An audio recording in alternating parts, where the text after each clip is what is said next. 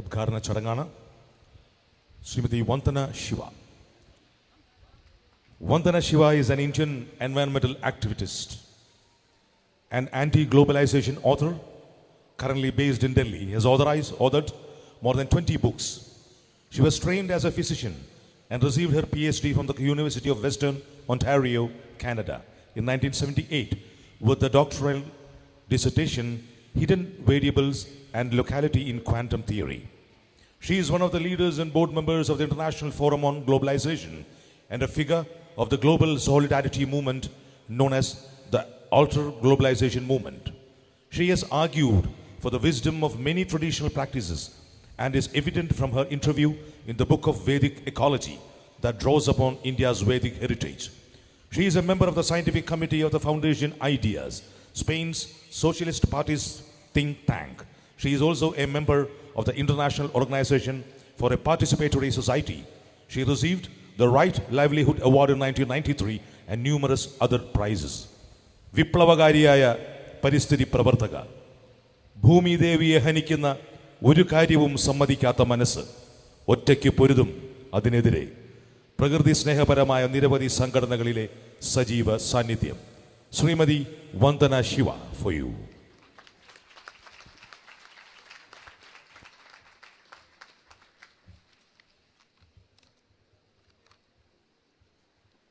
Dr. Jaykumar, Dr. Nambudri, Dr. Nair, Vishwabharanji, Jeffrey. It's been such a blessing to be part of the creative resonance of the Yagya this morning.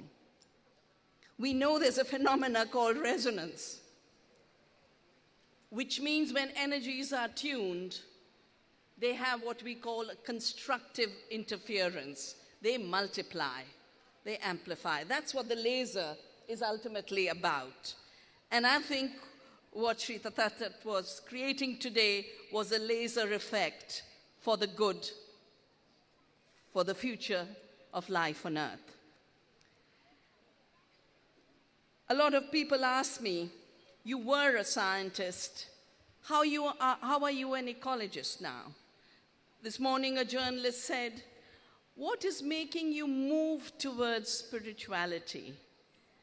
I don't think we move towards spirituality. We are spiritual beings. And I'm very privileged that I was born into a family where that was the education. Not religious, but a spiritual training, where the gurus of that time, Anand Mahima, Swami Shivanand,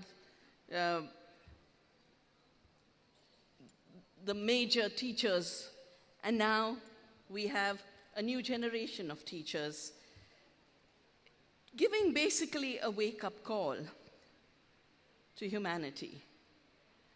A wake-up call because fragmentation and division and separation are really becoming a major threat to our future, to the future of human beings as well as all beings on earth. Dr. Nambudri has also already talked about how contemporary science has actually overcome the dichotomy between mind and matter, spirit and body, spirituality and science. There is an obsolete science which we should have given up 100 years ago.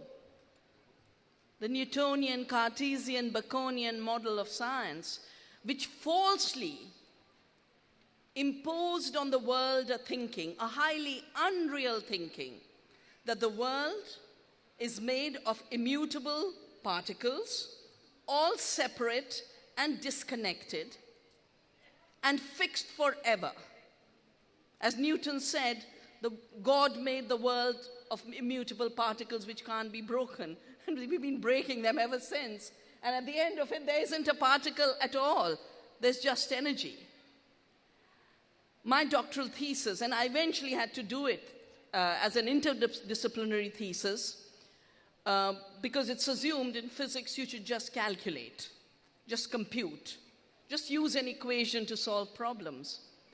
And for me, physics was always about knowing the world. And what quantum theory has taught us, and that was the subject of my thesis, the subject that Dr. Nambudri talked about. It's called the Einstein-Podolsky-Rosen paradox, that you separate particles, they still absolutely instantaneously decide the state of each other. The Yagya today is based on the recognition of non-separability between the universe and our life on earth, between a divine consciousness and our daily existence. That was the invocation in the beautiful prayers that we've all been very, very privileged to be part of.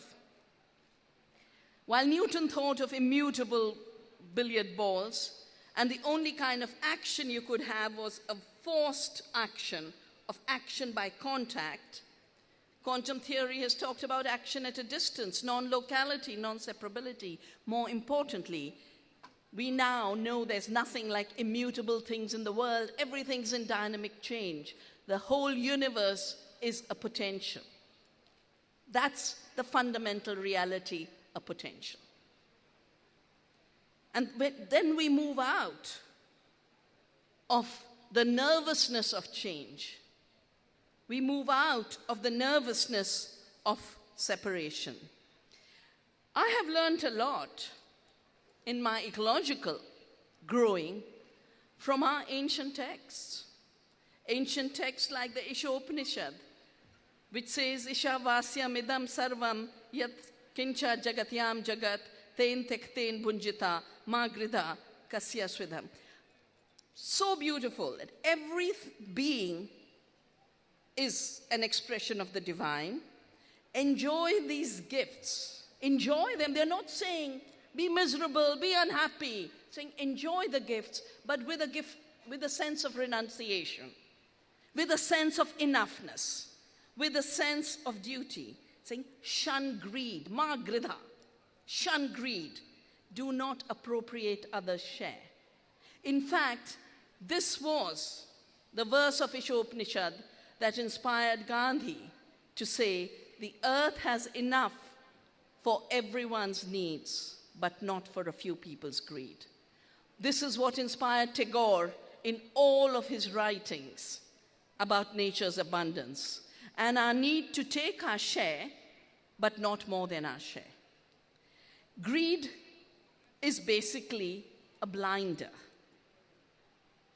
It's blind to the interconnections. It makes us blind to other beings and their share, and it makes us blind to the consequences of our action. That is why when Bacon talked, he said, he was the governor of New England, and he said, not Bacon, sorry, Boyle, he said, you've got to get rid of the idea that nature is sacred. The idea of Native Americans, and we are very privileged here to have a Colombian from the Kogi tribe. I respect them so deeply. They have such an amazing life and idea of the world. And some of them have come about how their areas are now targeted for mining. In every one of these ideas, a divine universe is a sacred universe. A sacred universe which asks us to tread lightly. And the beauty is, treading lightly actually creates a better life. It creates a more joyful life. It creates a more satisfied life. But Boyle said the idea of veneration of nature is an impediment to progress. And step by step, every aspect of us living sacred spiritual lives in a sacred universe are under assault. I work today. 40 years I have been working in the service of life on earth. Not because suddenly I said I'm going to be an activist. No. Because my dharma said it was not right that we chop down the trees of the Himalaya and let floods and droughts devastate the Ganges basin. So as a young student, I joined my sisters of the Chipko movement, the movement of hugging trees, of embracing life. That was my early training. And if today I've started Navdanya, and I was touched when I was told that the Havan has the havas of more than 60 herbs, including Navdanya, the 9 sacred seeds. And in every grain, in the tiniest seed, is the entire Navagaraha, the entire cosmos. That's the beauty of an integrated thinking, of Indira's net, where in the net, every node is a jewel reflecting everything else in the world. There is no separation possible. I started Navdanya to save seeds because for me, it's a dharma to save seeds. And I cannot accept to live in the adharma of treating the duty of saving seeds and sharing seeds and passing them on to future generations as a crime. It has been defined as a crime through intellectual property rights. The idea that a company comes, puts a toxic gene into a plant, and genetic engineering is also based on the old Cartesian thinking that genes are atoms. And you can move a gene and there'll be no difference made. But there is a difference. Because every cell, every organism, every ecosystem, and the entire planet is a self-organized universe unto itself. And this morning when we were talking to Dr. Krishna Kumar, he was talking about how this whole Mahayaga has been self-organized. Normally an event of this kind, of this size, would have 100,000 policemen trying to organize you. Because when our dharma dies, then we get police states. Then we get external force. Then we get a determination from outside. So for me, it was unacceptable that seed be declared the invention and creation of companies. And they were doing it through introducing genetically engineered organisms that are called GMOs. I say GMOs actually means God move over. Creation, no place for you. Life begins when I pollute it and I load it with poisons. And talking about poisons, we are in the 30th anniversary of a deep tragedy that was not an accident when a pesticide plant in the city of Bhopal leaked 30 years ago. 3,000 people were killed immediately.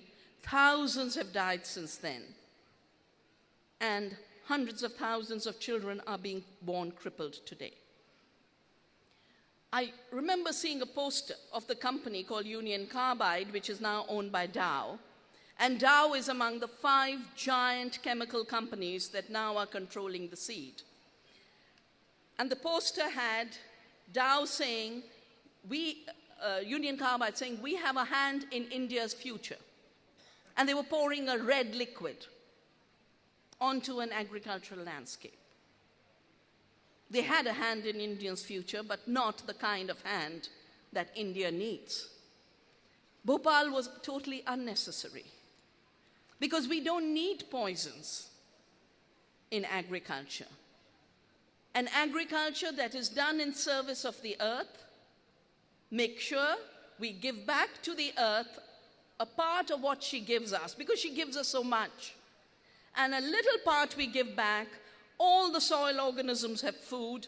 They create soil fertility far more than any chemical fertilizer can produce. And the chemical fertilizer companies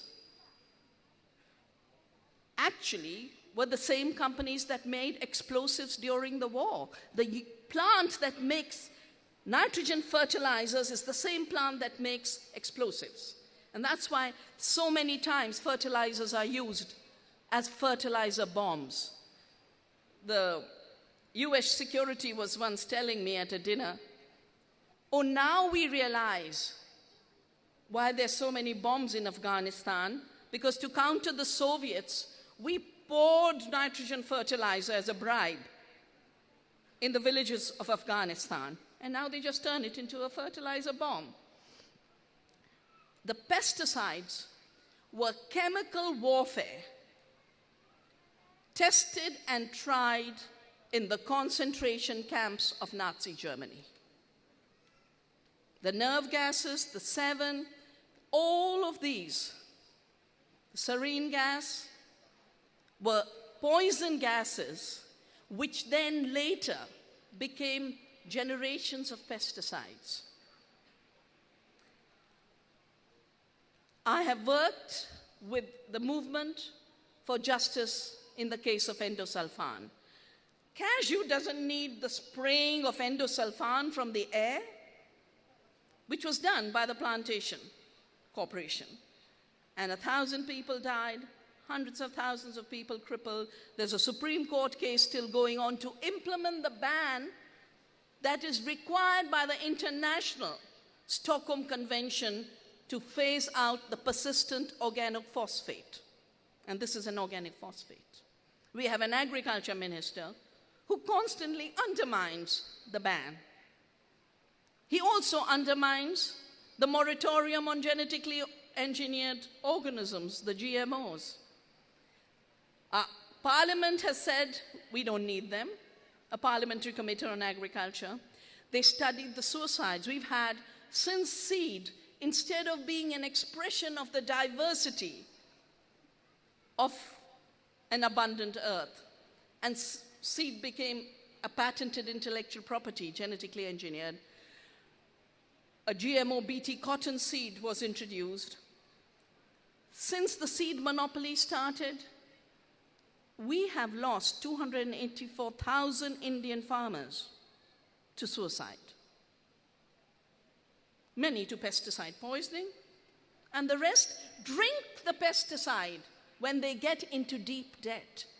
Seed that nature gives it to for us in abundance and freedom. She says, I give you one seed, it'll make 1 million for you.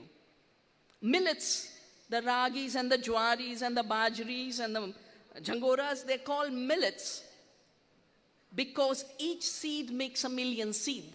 Millet comes from million. Can you imagine the power of one becoming 1 million? That's what a greed idea cannot bear. The abundance of the earth said, we will terminate the seed, we will genetically engineer it so it is sterile. We worked for a ban on these terminator technologies. But a hybrid seed doesn't renew either. Something that's renewable by its very nature, to turn it non-renewable just for super profits, in my view, is the highest level of adharma. It is a crime against the earth, it's a crime against humanity, it's a crime against biodiversity, and it is a crime against future generations. That's why I deal with these issues.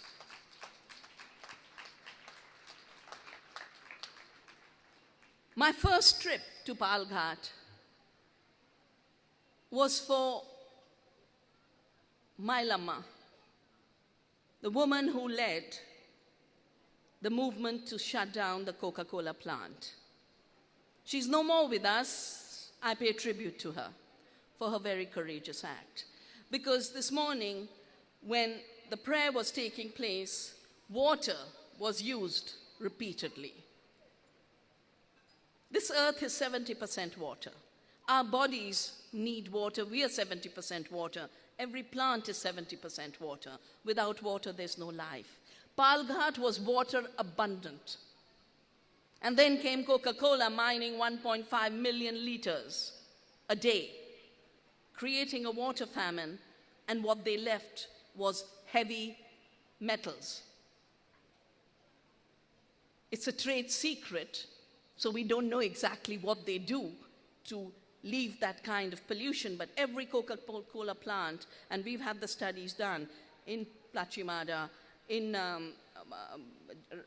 Kaladera in Rajasthan, in Banaras, all the plants have very, very shallow levels of water and very heavy contamination. And my Lama said, we can't keep walking further for clean water. They started. The courts, High Court of Kerala ruled water is commons, it belongs to the people. Eventually, between the movement of the people and the courts, the plant was shut down. I think it's the first time people's power shut down a Coca-Cola plant. In any case, I don't understand why that liquid is sold. You know, it also started first during the Prohibition movement because they used to put cocaine. The coke comes from coke. The wonderful Kogi chew coca leaves as a sacred. But Coke started this drink during the Prohibition movement and then went on during the war to increase their markets. Today they have entire governments captive. There is a very, very important law that has been drafted by the government of Kerala on the claims, on the damages that have been caused to the health of people, to agriculture because of the polluted and depleted water level. It's stuck in Delhi. Stuck in Delhi because the Delhi government thinks that defending the rights of those who destroy life and destroy the rights of people has become the mandate of the center. So they replaced an environment minister to put an environment minister who's an oil minister so he would approve everything under the sun. And of course, they're not going to implement in a hurry this claims law. I would request everyone here to support the movement. They're fasting again. I couldn't go and join them, but I'm with them in spirit. 9 days of a fast, indefinite fast, to have a legitimate law implemented. And for those of you who are from other parts of the world, join them, support them. Because if this year Yajna is to unleash the energies of Dharma, then containing adharma is part of that process. We need the energy, we need the clarity, we need the courage to be able to take the right actions. As far as agriculture is concerned, I know that we can produce more food by serving the earth.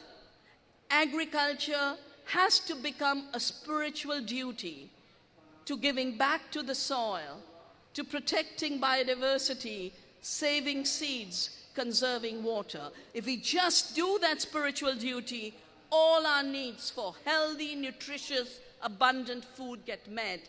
We do that kind of agriculture, we can produce food for 2 Indias. Globally, we can produce food for 14 billion people.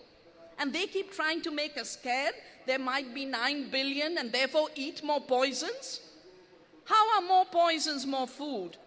It's only a Cartesian mind that could make that jump. Every year we've built up an Earth University to learn more about how to live at peace with the earth.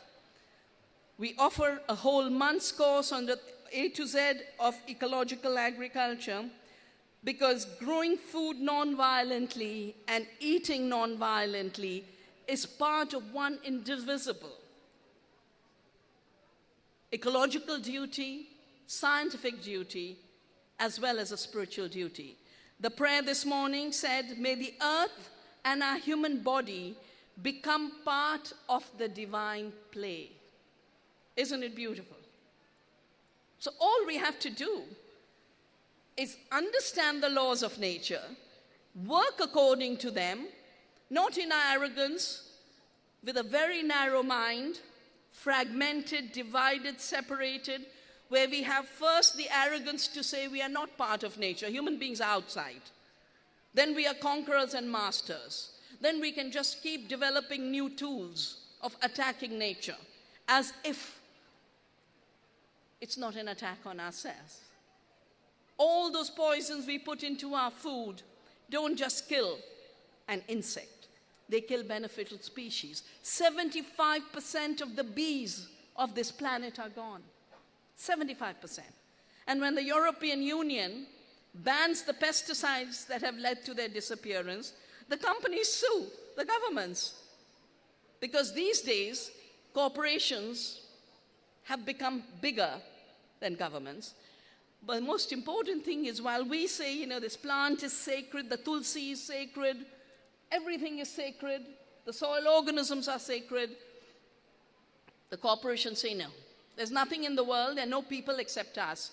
Corporations have defined themselves to be persons with the highest rights. So there's a deep contest today between corporate laws for greed and violence and the divine laws of non-violence, peace, sharing, and abundance. The Mahayaga is for unleashing our power to obey and serve those divine laws, and our energies to deal with the laws that come from a narrow mind. If fragmentation and division and separation have given us an ecological crisis and poverty, because we are poorer if nature's poorer. If there's no water in our wells, we have no drinking water. If our soils are desertified, we have no food. If our soils are poisoned, we have disease. But in a similar way, division, separation, and the distortion of spirituality to be presented as fragmented religion has also led to violence. A misreading that spirituality can lead to communalism. How can it, when a Mahayaga like this is about joining all forces, making the entire earth family one family, working together for the betterment of all? The two things we need to now transcend.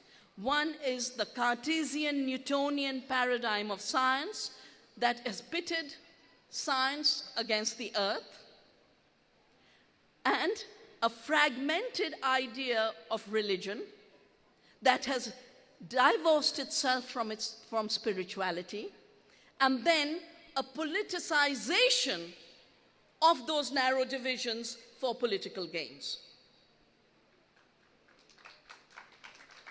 I was so happy when Sri Tathagata said, we need to liberate spirituality from the caste hierarchy. Let everyone know the Vedas and recite the Vedas.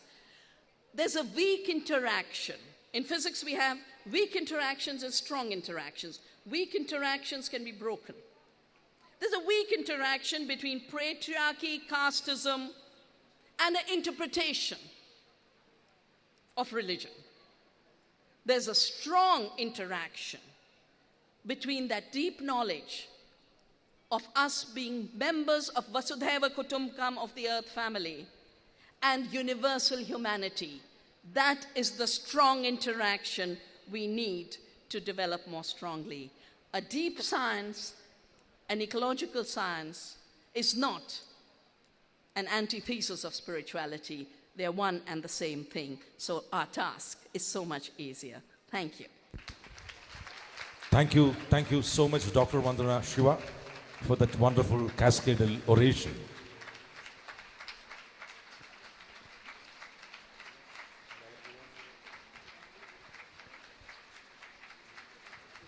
Thank you so much. I request Dr. G. Madhavan Nair to give away a token of love and appreciation, a memento to Dr. Vandana Siva. Thank you. Now the panelists will talk to us. Firstly,